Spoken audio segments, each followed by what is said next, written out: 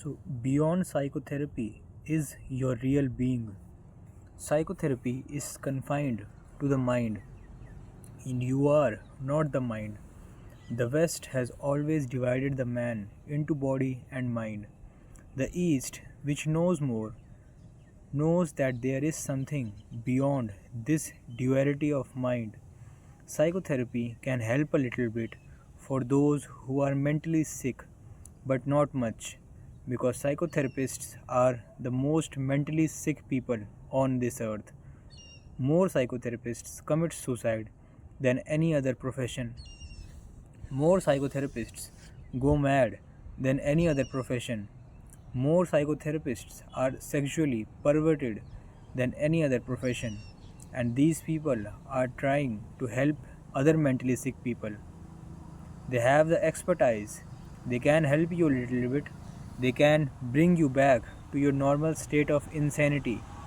But that which is beyond psychotherapy brings you to real health, wholeness.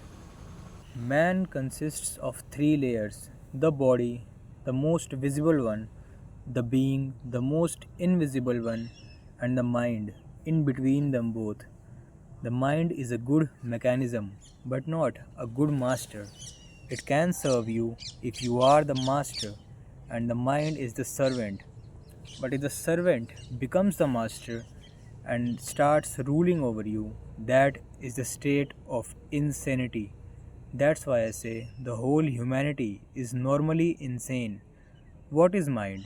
It is all borrowed, and borrowed from different sources, from the parents, from the neighbors, from your teachers, from the priests, from the libraries.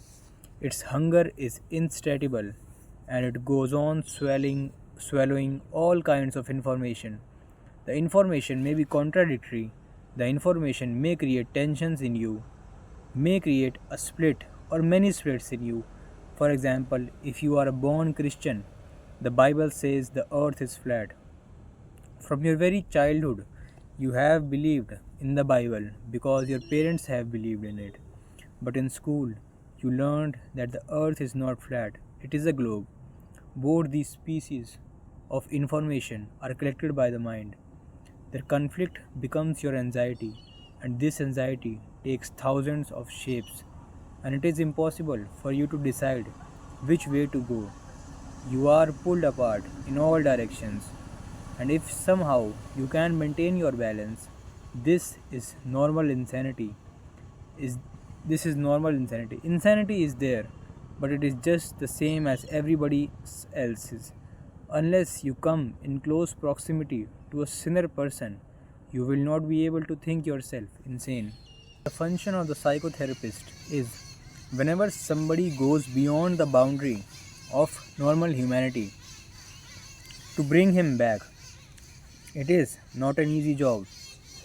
It takes years, and the only very rich can afford it.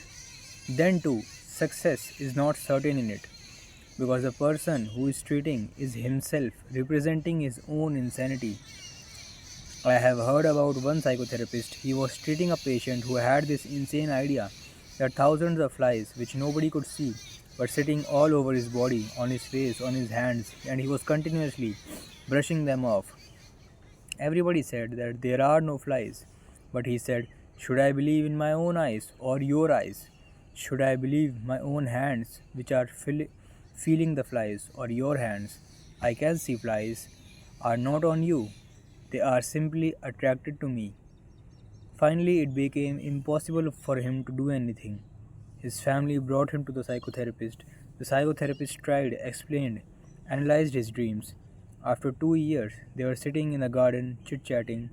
They had become friendly in those 2 years, and the man started brushing off flies. The psychotherapist stood up and he said, not on me. I have tolerated it for 2 years, but there is a limit to everything. In these 2 years, the madman with the flies has convinced the psychotherapist that the flies exist. They are, rather than the psychotherapist convincing him that the flies are just his imagination.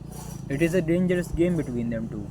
That's why so many psychotherapists goes mad. To be with mad people is not an easy job.